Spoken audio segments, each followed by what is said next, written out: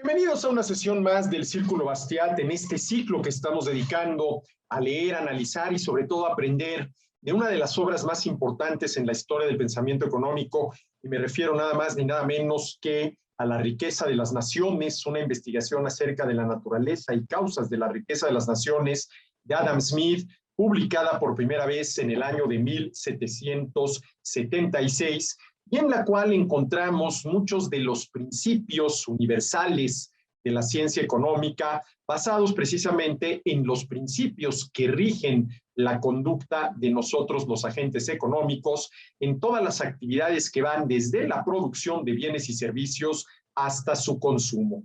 Estamos ya en el libro 4 de los 5 libros que integran La riqueza de las naciones, libro cuarto en el cual Adam Smith se dedica a explicar lo que en su época eran los dos principales sistemas, llamémosle así, de economía política, que son por un lado lo que él llamó el sistema comercial o mercantil, que luego se conocería como el mercantilismo, y el sistema o el modelo agrícola, que no es otra cosa más que lo que en el siglo XVIII se conocía como la fisiocracia, la primera escuela del pensamiento económico fundada por el médico François Quesnay, a cuyo análisis ya llegaremos. Pero estamos analizando, ¿sí?, aprendiendo de las críticas que Adam Smith le hace al sistema mercantilista, ¿sí?, propuesto precisamente por los mercantilistas, quienes padecían lo que se puede llamar la ilusión crisohedónica, es decir, la creencia de que la riqueza de un país dependía de la cantidad de dinero que tenía ese país en una época, mediados del siglo XVIII, en la cual el dinero era oro y plata. De tal manera que para que un país se enriqueciera, lo que necesitaba era acumular oro y plata. Y los países que no tenían acceso a las minas de oro y plata, pues la manera que tenían de acumular oro y plata era exportando. Exportaban mercancías, se les pagaban con oro y plata que entraba al país, enriqueciéndolos. Pero claro, ¿qué sucedía si tenían que importar? Pues que entonces, a cambio de los productos importados, salía del país oro y plata, empobreciéndose ese país. ¿Cuál era la manera de evitar ese empobrecimiento entendido falsamente como la salida de oro y plata del mismo? Pues por un lado, prohibiendo o limitando lo más posible las importaciones para que no saliera oro y plata, y por el otro lado, vamos a decirlo así, promoviendo lo más posible las exportaciones para que al país entrara el oro y la plata.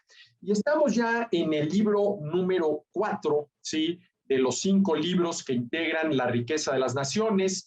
Libro 4 que, como ya dije, lleva por título de los sistemas de economía política, donde Smith dice en el segundo párrafo de este libro cuarto: la diferente evolución de la riqueza en distintas épocas y naciones ha dado lugar a dos sistemas de economía política con relación al enriquecimiento de los pueblos. Un sistema puede ser denominado comercial, luego el mismo Smith habla del sistema mercantil, lo que hoy se conoce como mercantilismo, y otro agrícola, que no es, como ya lo mencioné hace un momento, más que la escuela fisiocrática francesa, a la cual ya llegaremos. Pero ahorita lo que estamos analizando de la mano de Smith es cuáles son las consecuencias, ¿sí?, cuando los gobiernos, con la intención de acumular oro y plata y enriquecer al país, se prohíben o limitan las importaciones al mismo tiempo que incentivan las exportaciones.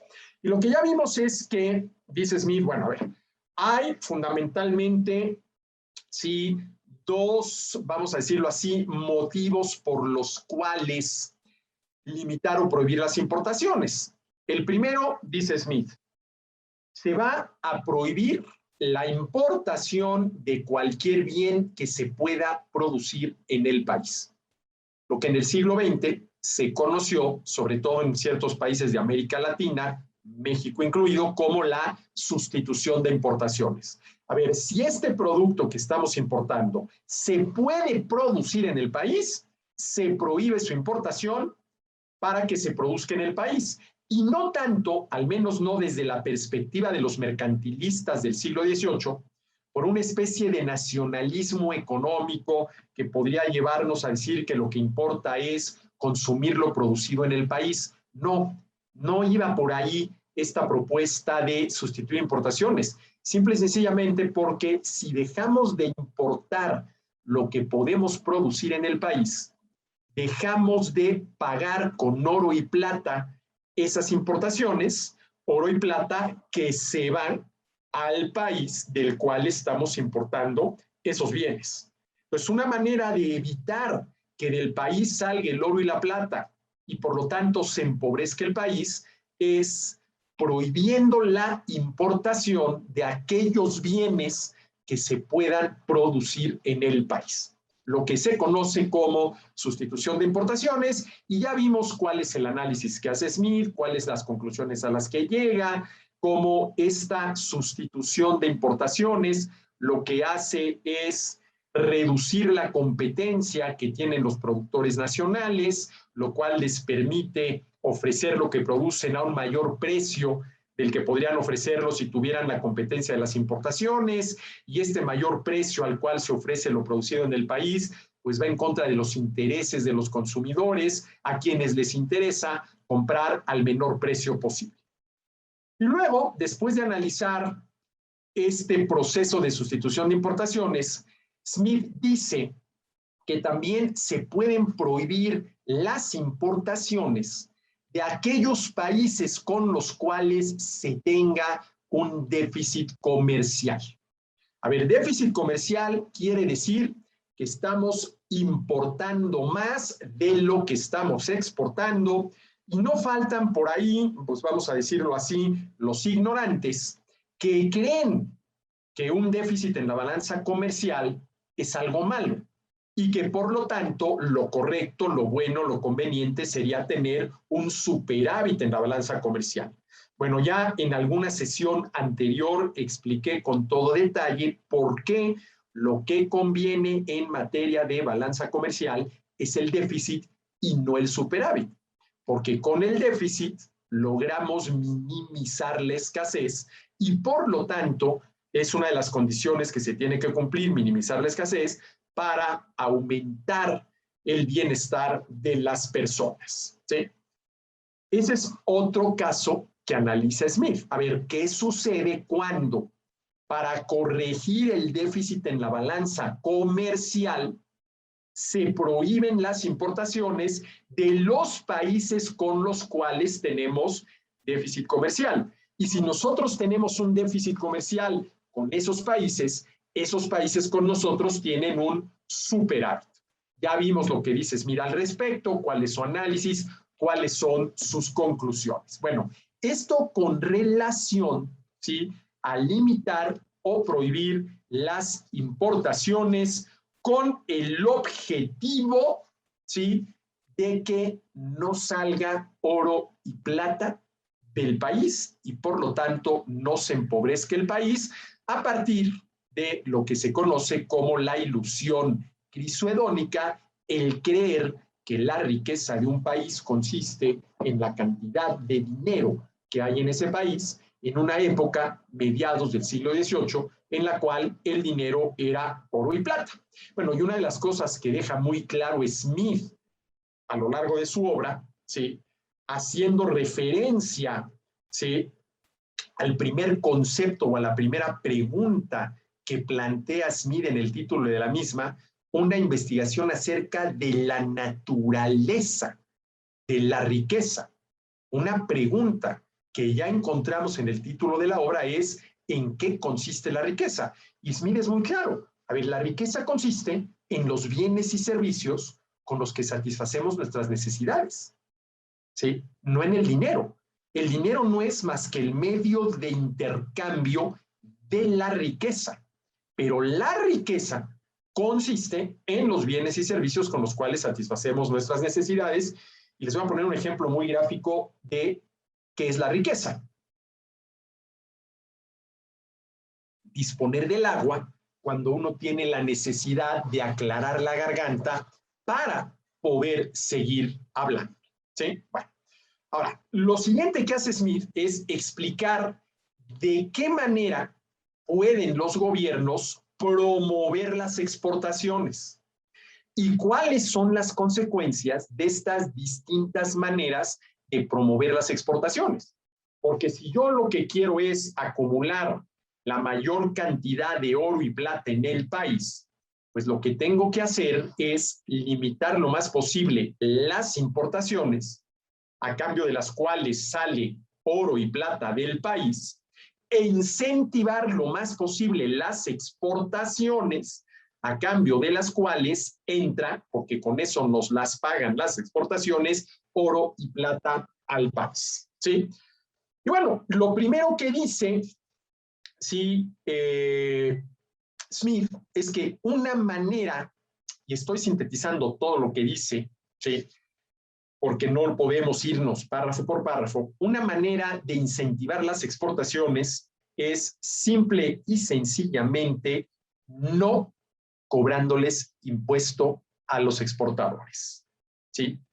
Dice Smith, los comerciantes e industriales no satisfechos con el monopolio del mercado nacional, con que el gobierno ya haya prohibido las importaciones, también aspiran a una gran venta exterior de sus bienes, a exportar lo más posible. El problema es que su país y el gobierno de su país carece de jurisdicción sobre las naciones extranjeras y por ello rara vez les puede asegurar allí un monopolio. Por ello, deben contentarse generalmente con solicitar algunos incentivos para las exportaciones. A ver, tu gobierno de mi país no me puedes garantizar a mí, en otro país al cual estoy exportando, un monopolio, porque tu gobierno de mi país no tienes ninguna jurisdicción en el otro país al cual yo estoy exportando. Pero sí puedes, ¿sí?, incentivar mis exportaciones. ¿Cómo? Pues haciendo lo que tengas que hacer para que yo pueda ofrecer mi producto en el otro país al mayor precio posible y volverme más competitivo. Y para que yo lo pueda ofrecer al menor precio posible, pues una de las cosas que tengo que lograr es reducir lo más posible mis costos de producción. Y ahí es donde tu gobierno de mi país sí me puedes echar una mano. Por ejemplo, no cobrándome impuestos.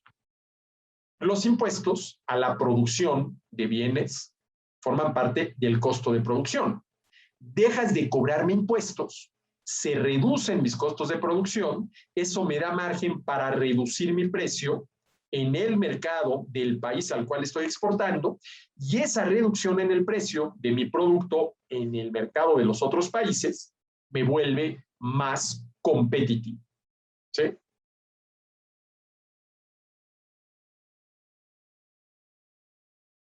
Lo más razonable de esos estímulos a las exportaciones, dice Smith, son los llamados reembolsos. El permitir que los comerciantes que exportan sí se reembolsen cuando exportan el total o parte de los impuestos que gravan a la actividad local. Tú estás produciendo en el país, por lo pronto te cobro los impuestos que se te tienen que cobrar. Pero si exportas, ¿sí?, te reembolso los impuestos que te cobré. Reduzco tus costos de producción y por lo tanto puedes ofrecer a menor precio, volviéndote más competitivo, lo cual te conviene a ti como empresario, pero también nos conviene a todos como país, porque al exportar de nuestro país salen mercancías y a cambio entran oro y plata, el dinero con el cual están pagando esas exportaciones. Y eso es lo que como país, cayendo en la ilusión crisohedónica, nos hace más ricos. Entonces, una manera de promover las exportaciones es no cobrándole impuestos, ¿sí?, a lo que se exporta. O, como dice Smith, reembolsando los impuestos que ya cobraste, ¿sí? Los impuestos que ya cobraste, ¿sí?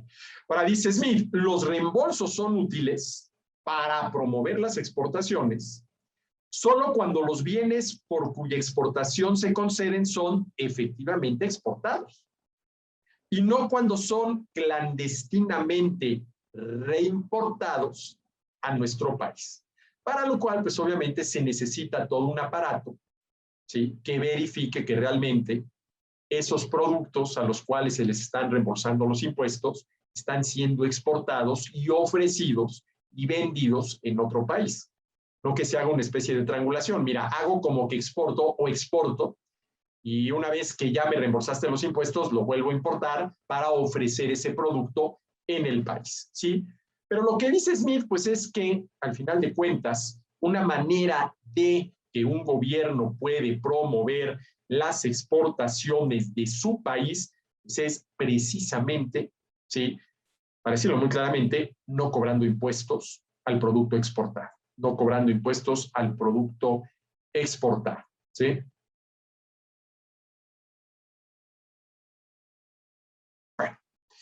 La segunda manera que se tiene de incentivar las exportaciones es subsidiándolas. A ver, si no te cobro impuestos, no te quito lo que te cobraría de impuestos. Si te subsidio, te doy. Y hay dos maneras, por ejemplo, de incentivar. Sí, habrá que ver si es la manera correcta, pero al final de cuentas sí se incentivan y habrá que ver cuáles son sus consecuencias. La producción y oferta de bienes y servicios, no quitándote, es decir, no cobrándote impuestos, o dándote, es decir, otorgándote algún subsidio que sale de los impuestos que le cobré a alguien más, ¿sí?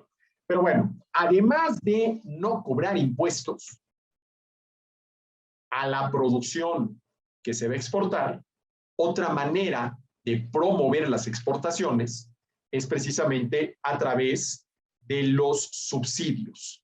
Como dice Smith, ¿sí?, en Gran Bretaña a menudo se solicitan y a veces se otorgan primas o subvenciones, subsidios, a la exportación de algunas ramas concretas de la actividad local.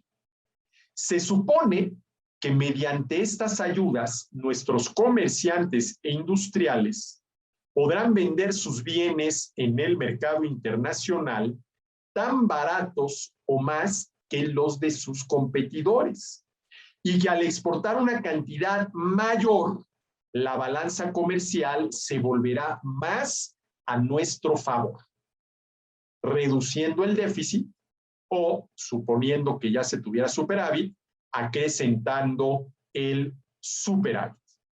Dice, no podemos conceder a nuestros productores un monopolio en el mercado exterior, ¿sí?, como hemos dicho, como hemos hecho en el interior. Y tampoco podemos obligar a los extranjeros a que compren sus bienes, igual que hemos hecho con nuestros propios conciudadanos. Se ha pensado por ello que la siguiente mejor solución es pagarles para que los compren, ¿sí? De esta forma, el sistema mercantil propone enriquecer a todo el país y llenar de dinero todos los bolsillos mediante la balanza comercial, ¿sí? A ver, yo gobierno, ¿sí?, no puedo concederte a ti que produces en mi país un monopolio en otro país, porque no tengo jurisdicción. Y tampoco puedo obligar, ¿sí?, a los consumidores de ese otro país a comprar tu producto. Eso no lo puedo hacer. Pero lo que sí puedo hacer es ayudarte para que en términos de precio, tu producto que vas a exportar al otro país se ofrezca de manera más competitiva. ¿Y cuáles son las tres variables con las cuales compiten las empresas para ganarse el favor de los consumidores? Lo que yo llamo la trilogía de la competitividad: precio, calidad y servicio. Menores precios y o mayor calidad y o mejor servicio. ¿Sí? Yo, gobierno, puedo, uno, no cobrarte impuestos, con lo cual se está reduciendo tu costo de producción, siempre y cuando lo producido lo exportes. Pero además de no quitarte, porque no te cobro impuestos, te puedo dar, te puedo ayudar. Por ejemplo, se me ocurre, cubriendo el 20% de tu costo de producción. Con lo cual ese 20% ya no lo tienes que cubrir tú. Y para efectos tuyos, tu costo se redujo. Y eso te permite ofrecer tu producto en el otro país a menor precio. Entonces, las dos maneras que tienen los gobiernos de incentivar las exportaciones es no quitándole al exportador, no cobrándole impuestos, o dándole al exportador, otorgándole un subsidio, ¿sí? Un subsidio, ¿sí? Ahora, dice Smith, se reconoce que hay que subsidiar solo aquellas actividades que no podrían existir de otro modo. ¿Y qué quiere decir existir de otro modo? Financiadas por los consumidores. Financiadas por los consumidores. A ver, ¿qué es lo que está diciendo Smith? A ver, tú que produces en mi país, exportas a otro país y tienes que ofrecer a un precio X para recuperar tu costo de producción. Incluida ahí, y Smith lo menciona varias veces, el beneficio normal, el beneficio ordinario del empresario. Pero resulta que a ese precio, en el otro país, nadie te compra. Es un precio al cual los consumidores del otro país no están dispuestos a comprar. ¿Cómo te puedo yo, gobierno de tu país, ayudar, ¿sí?, cubriendo la diferencia entre el precio que necesitas cobrar para recuperar tus costos de producción y el precio que están dispuestos a pagarte los consumidores del país al cual estás exportando? Pongo un ejemplo. Para recuperar tu costo de producción, el precio al cual tienes que vender y por lo tanto te tienen que comprar es 15 pesos. Pero a ese precio no hay quien compre. Y el problema no es el producto, el problema es el precio. Y vamos a suponer que el precio al cual empiezan a aparecer los compradores es 10 pesos. Si tú ofreces el producto a 10 pesos, ¿sí?, te lo compran. Pero a 10 pesos no recuperas tu costo de producción, que es 15. Entonces, ¿cómo yo, gobierno, te puedo echar la mano? Mira, ofrece tu producto a 10 pesos para que te lo compren y yo te voy a dar la diferencia. Te voy a subsidiar la diferencia. Los 5 pesos que faltan para llegar a los 15, te los voy a dar yo y así ya recuperas tu costo de producción. ¿Sí? Tu costo de producción. ¿Con qué objetivo? No tanto echarte la mano a ti, productor nacional que exportas a otro país, sino con el objetivo de que entren al país el oro y la plata con la cual te están pagando lo que estás exportando. Porque el objetivo es enriquecer al país. Y la manera de enriquecer al país es acumulando oro y plata. Para lo cual se necesita que entre la mayor cantidad de oro y plata, para lo cual hay que exportar lo más posible, y que salga la menor cantidad de oro y plata, para lo cual hay que importar lo menos posible. ¿Sí? Ahora, fíjense lo que dice Smith. Dice, se reconoce que hay que subsidiar solo a aquellas actividades que no podían podrían existir de otro modo. Ahora, ¿qué quiere decir que no podrían existir de otro modo? ¿Cuál es ese otro modo, sí, por el cual, sí, podrían existir la producción y oferta de bienes y servicios? Pues por medio del financiamiento de los consumidores, ¿sí?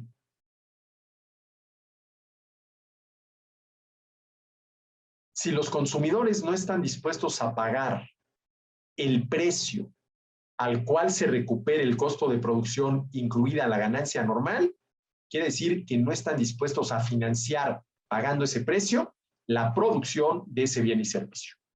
¿Y qué debería de pasar?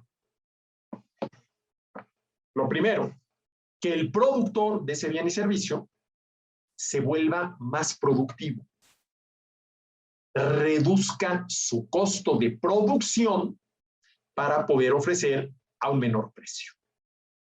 ¿Y qué pasa si no se puede volver más productivo? A ver, lo correcto desde el punto de vista estrictamente económico es que se dedique a producir y ofrecer algún otro bien o servicio. Pero la posibilidad que muchos, ¿sí?, consideran es que el gobierno le eche la mano. ¿Sí? ¿Cómo? Subsidiándolo, pagando la diferencia entre el precio que el consumidor está dispuesto a pagar y el precio al cual se recupera el costo de producción. Ahora, la pregunta ¿es económicamente eficaz subsidiar la producción y oferta de algún bien o servicio que los consumidores no están dispuestos a financiar voluntariamente pagando el precio al cual se recupere el costo de producción? Y la respuesta es muy clara, no. ¿Sí? Pero ¿cómo se le da la vuelta a esto? Con el gobierno subsidiando esa producción y esa oferta. Ahora, ¿de dónde saca el gobierno el dinero para otorgar ese subsidio? Pues del cobro de impuestos. Entonces, lo que como consumidores se deja de pagar porque el precio bajó, porque está subsidiado por el gobierno, pues a lo mejor te lo están cobrando como contribuyentes. ¿Sí? Se reconoce que hay que subsidiar solo aquellas actividades que no podrían existir de otro modo. Solo necesitan subsidios aquellos negocios en donde el empresario debe vender sus bienes a un precio que no le repone el capital junto con los beneficios ordinarios, o donde se ve obligado a venderlos por menos de lo que en realidad le cuesta llevarlos al mercado, es decir, a un precio menor que el que le permite recuperar su costo de producción. El subsidio, ¿sí?, es concedido para cubrir esa pérdida.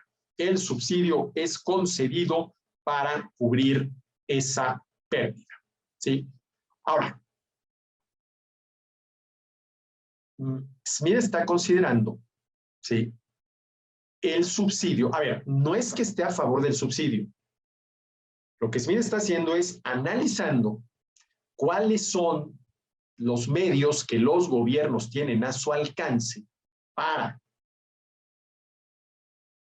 limitar las importaciones e incentivar las exportaciones.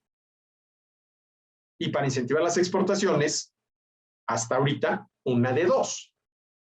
O no les cobro impuestos o los subsidio, o no les cobro impuestos y los subsidio, ¿sí? Y los subsidio, ¿sí? Bueno, y dice, solamente necesita ser subsidiado, ¿sí?, a aquel producto, ¿sí?, por el cual los consumidores del otro país al cual se está exportando no están dispuestos a pagar el precio que permita recuperar su costo de producción. Esos son los productos que tienen que ser subsidiados, ¿sí? Ahora dice, el efecto de los subsidios, como ocurre con todos los demás arbitrios, medidas del sistema mercantil solo equivale a forzar la actividad de un país, en este caso la producción y oferta de bienes de un país, hacia un canal o producciones y ofertas mucho menos útiles que aquel hacia el que naturalmente fluiría de manera espontánea. A ver, ¿qué hay que entender aquí por de manera espontánea? ¿Sí? En función de las decisiones de compra o no compra de los consumidores. A ver, al final de cuentas, aunque no lo dice con estas palabras, pero se lee clarísimamente entre líneas, ¿qué es lo que está diciendo Smith? Que deben ser los consumidores, comprando o dejando de comprar, quienes dirijan, determinen la producción y oferta de bienes y servicios. De tal manera que se deberá de producir y ofrecer los bienes y servicios por los cuales los consumidores estén dispuestos a pagar un precio que alcance para cubrir el costo de producción, incluido en ese costo de producción, sí, el beneficio normal. ¿Sí? Si esto es lo que sucede, entonces, sí, las cosas están fluyendo, ¿sí?, de manera espontánea, de manera natural, sin que el gobierno meta la mano. Pero ¿qué pasa cuando el gobierno, por ejemplo, empieza a subsidiar ciertas producciones, ¿sí?, ciertas ofertas que los consumidores no están dispuestos a comprar a un precio que alcance a cubrir el costo de producción? Que entonces está ya introduciendo, digámoslo así, un elemento artificial. Ya no está dejando que fluya, ¿sí?, de manera espontánea la producción y oferta de bienes. Repito lo que dice Smith, el efecto de los subsidios, como ocurre con todos los demás arbitrios del sistema mercantil, es decir, con todas las otras medidas del sistema mercantil, por ejemplo, limitar o prohibir las importaciones, solo equivale a forzar la actividad de un país, y aquí por actividad hay que entender la producción y oferta de bienes y servicios, hacia un canal, hacia actividades mucho menos útiles que aquel hacia el que naturalmente fluiría de manera espontánea. De manera espontánea. Porque, a ver, si tu gobierno subsidias la producción y oferta de un bien, estás yendo en contra de las decisiones de los consumidores. Porque ya los consumidores dijeron, a ese precio yo no estoy dispuesto a comprar.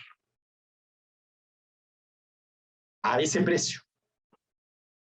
¿Qué tiene que pasar con el precio para que yo esté dispuesto a comprar? Lo tienes que bajar. Y si ese precio al que no estoy dispuesto a comprar es el precio con el cual tú, productor oferente, recuperas tu costo de producción, pues para bajar ese precio, lo que tienes que hacer es reducir tu costo de producción, o dicho de otra manera, volverte más productivo, capaz de producir lo mismo a menor costo. Y entonces sí, las cosas marchan como deben de marchar. Pero claro, esto de reducir costos de producción, volverte más productivo, pues no resulta tan fácil, ¿sí? Y para no enfrentar esa dificultad, pues el productor y oferente puede recurrir al gobierno para que lo subsidie.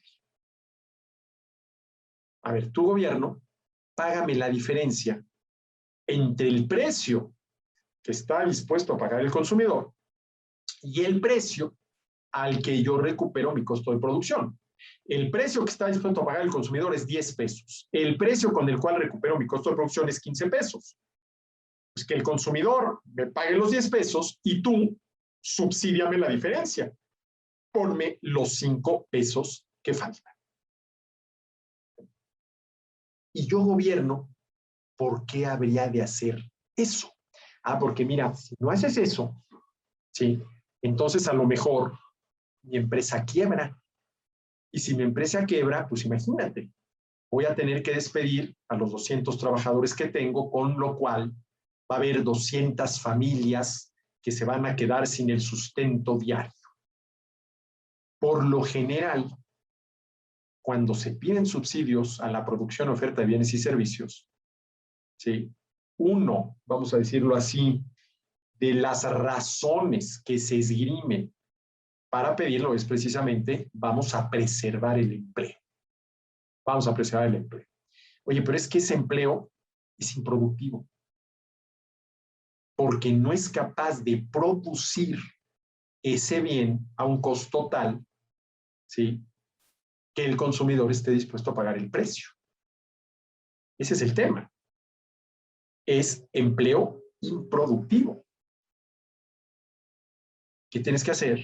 Convertir ese empleo improductivo en empleo productivo, más productivo. Y ahí vuelve a aparecer el tema de la productividad. Ahora, ¿qué sucede a mediados del siglo XVIII cuando se padece la ilusión crisodónica y tienes que incentivar las exportaciones para que a cambio de las mismas te paguen con oro y plata? Ese oro y plata, dinero, entre al país y tu país se vuelva un país más rico.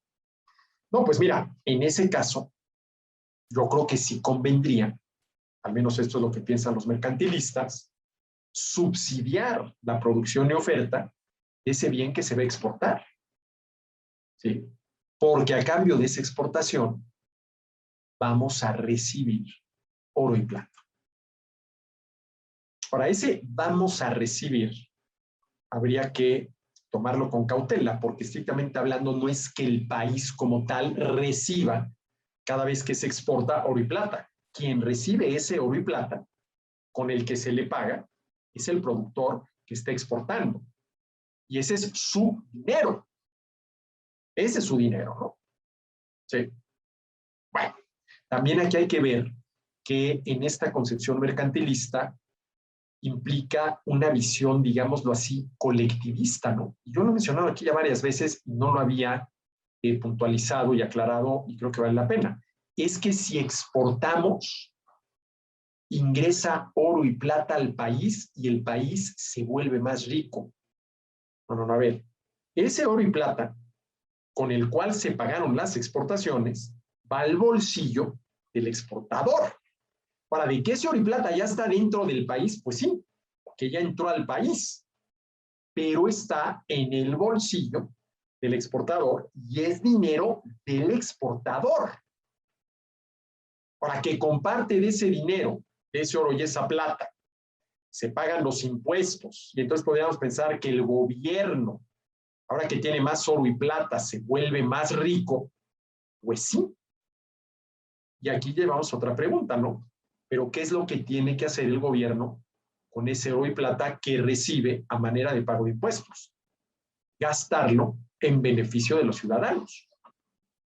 Gastarlo en beneficio de los ciudadanos. Por ejemplo, garantizándoles hasta donde es humanamente posible, ¿sí?, el tema, por ejemplo, de la seguridad pública, de la impartición de justicia, de la provisión de bienes y servicios públicos, como sería el alumbrado público en las calles, etcétera, etcétera, ¿sí?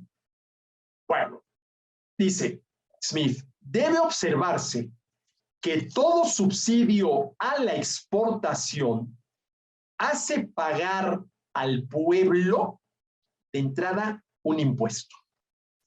¿De dónde salen los recursos con los que el gobierno subsidia las exportaciones?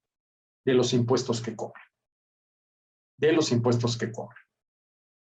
Si el gobierno no subsidiara esas exportaciones, ¿sí?, pues esos recursos no tendrían que cobrarse a través de los impuestos, a través de los impuestos.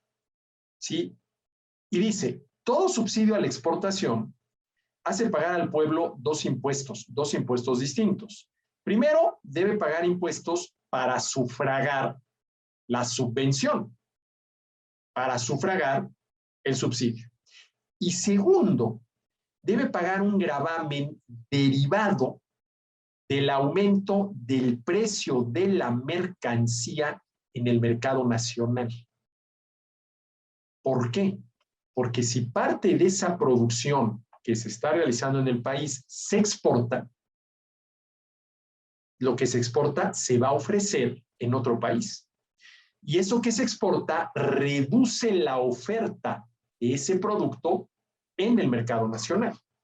Y si se reduce la oferta de ese producto en el mercado nacional y, ojo, la demanda sigue igual, el precio va a aumentar.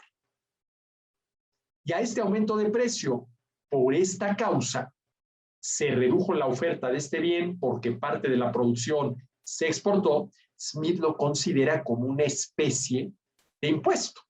¿Sí? Entonces dice, debe observarse que todo subsidio a la exportación hace pagar al pueblo dos impuestos distintos.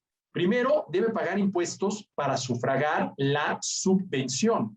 Y segundo, ¿sí?, debe pagar un gravamen derivado del aumento del precio de la mercancía en el mercado nacional. En el mercado nacional. ¿Sí? Bueno. Aunque no lo dijo, lo mismo sucede cuando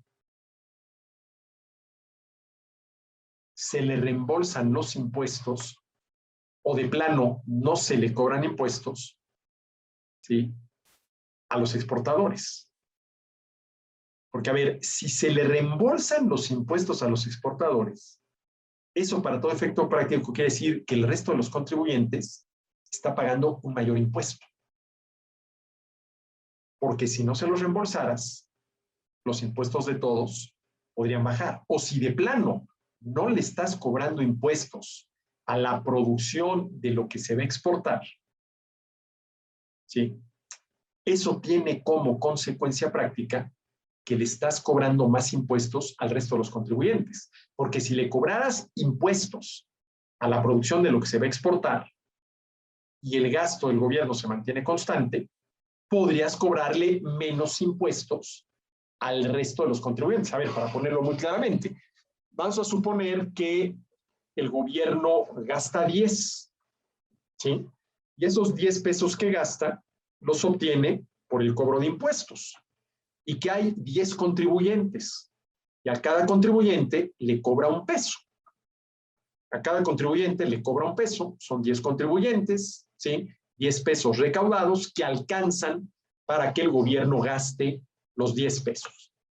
Ahora vamos a suponer que por alguna razón el gobierno deja de cobrarle impuestos a 5 de esos contribuyentes, pero sigue gastando los mismos 10 pesos. Entonces, ¿esto qué quiere decir?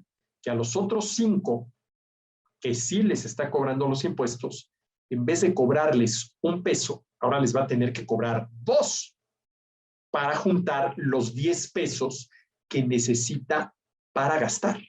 Entonces, si el gasto del gobierno se mantiene constante o aumenta y se le perdonan impuestos, se les condonan impuestos a algunos contribuyentes, para todo efecto práctico, el resto de los contribuyentes, a quienes sí se les siguen cobrando, están pagando más impuestos. ¿Sí? Están pagando más impuestos. ¿Sí? Ahora, dicho todo lo anterior, Smith toca un punto interesante que vale la pena considerar. Dice, a ver, si una industria en concreto fuese realmente necesaria para la defensa de la sociedad, entonces puede que no sea siempre prudente que el abastecimiento de sus productos dependa de nuestros vecinos. Y si una industria de esa clase no puede mantenerse localmente por sus propios medios, puede que sea razonable el cobrar impuestos a las demás actividades para sostenerla, es decir, para subsidiarla. Déjeme poner un ejemplo de lo que está diciendo Smith, y no voy a utilizar un ejemplo que tenga que ver con la defensa de la sociedad, sino con un consumo básico de la sociedad. Por ejemplo, la gasolina. Vamos a suponer un país, ¿sí?, que importa el 50% de la gasolina que se consume en el mismo. 50% es producción nacional, 50% es importación, ¿sí? ¿Por qué convendría? Vamos a ver, ¿qué condiciones tendrían que cumplirse para que a este país le convenga, ¿sí?, sustituir la gasolina importada por gasolina producida en el país? ¿Por qué en el caso de la gasolina tal vez habría que considerar la conveniencia de la autosuficiencia? Porque, a ver, ¿qué pasa si el gobierno del país del cual estamos importando la gasolina, por las razones que ustedes gusten y manden, porque tuvo ahí un desacuerdo con el gobierno de nuestro país, y para fastidiarlo, prohíbe la exportación de gasolina a nuestro país?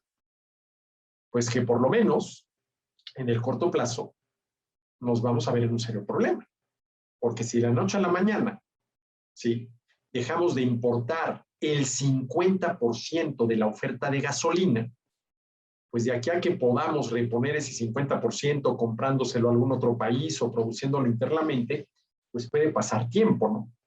Entonces hay quien dice, mira, dado que puede darse esa posibilidad, pues no convendría, por ejemplo, en tema energético, en concreto gasolinas, ser autosuficiente y no depender de las importaciones de otros países.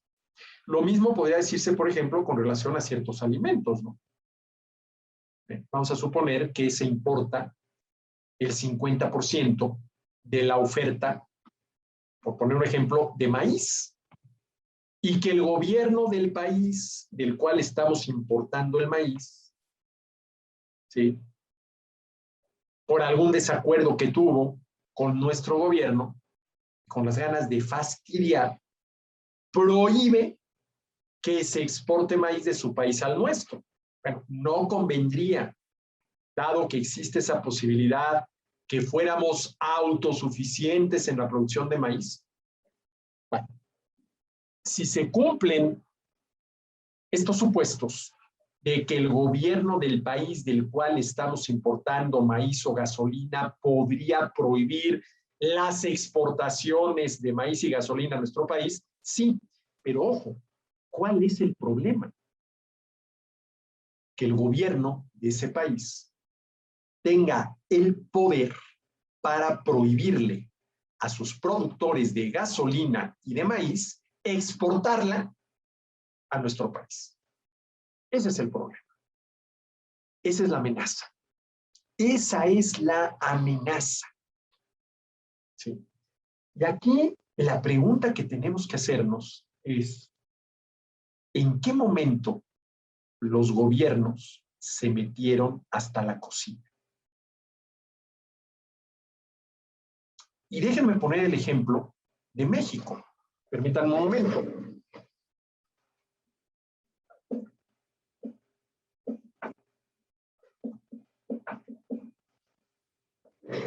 Déjenme poner el ejemplo de México. Esta es la Constitución Política de los Estados Unidos Mexicanos.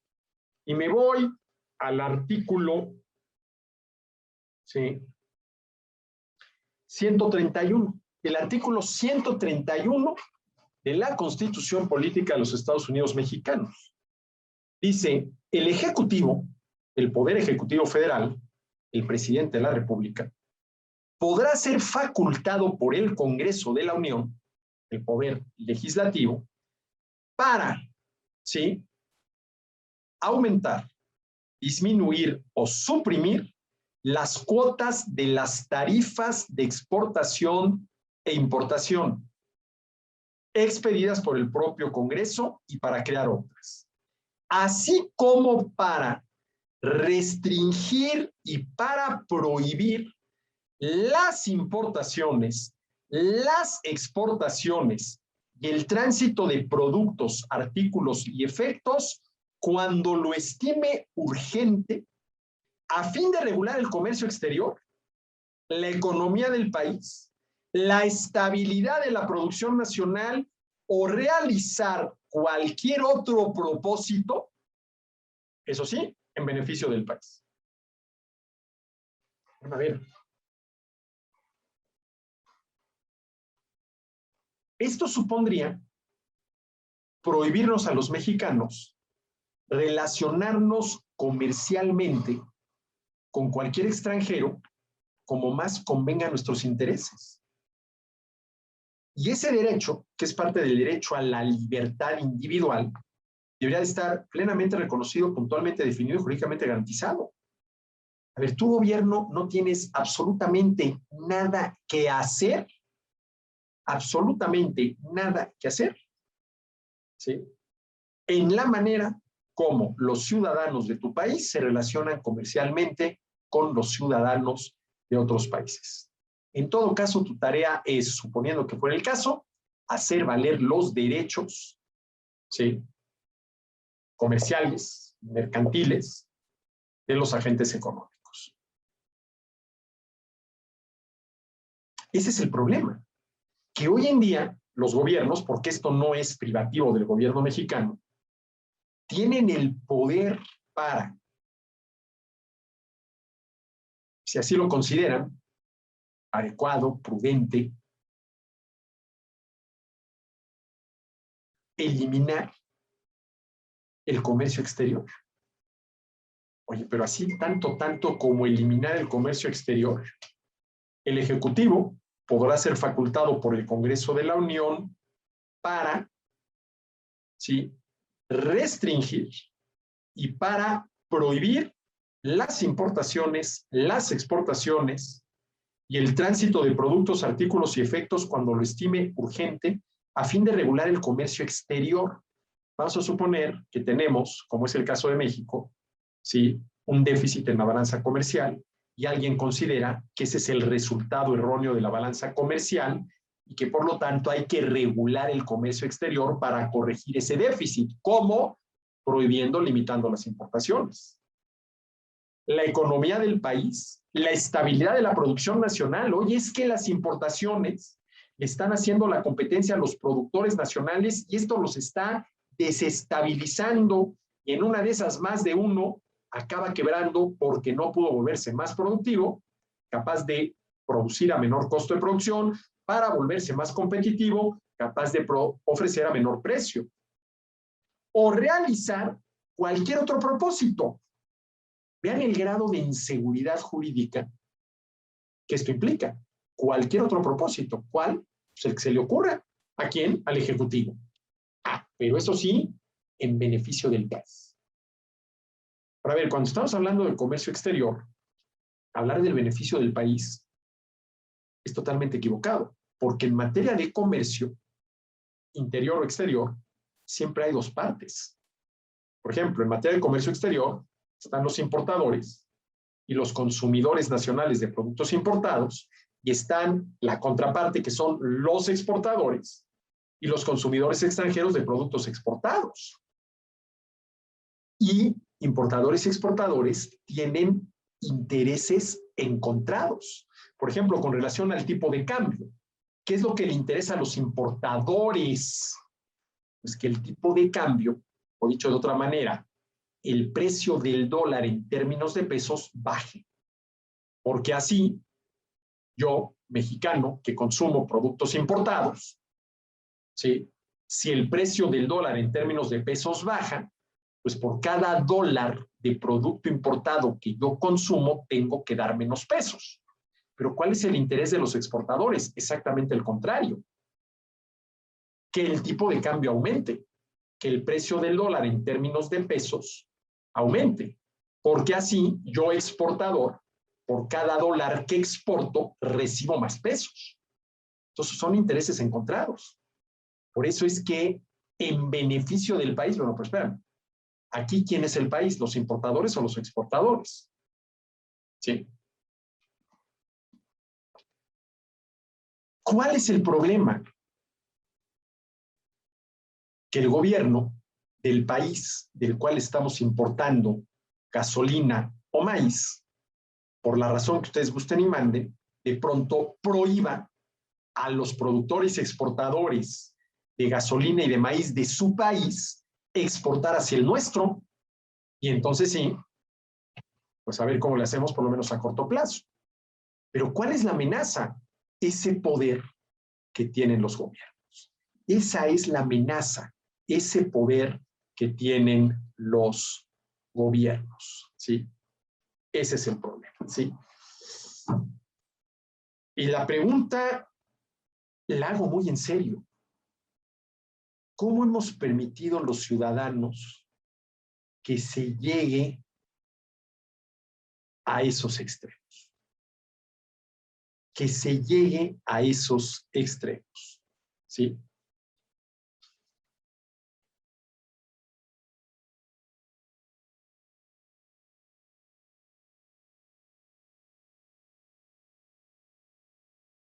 Bueno, lo dejamos por lo pronto hoy aquí. Les agradezco mucho que me acompañen en estas sesiones del Círculo Bastiat que hemos dedicado a analizar, leer, pero sobre todo aprender de este maravilloso libro que es La riqueza de las naciones de Adam Smith, en esta edición que es la de Alianza Editorial, con la excelente traducción y estudio preliminar de Carlos Rodríguez Brown. Muchas gracias y hasta la próxima.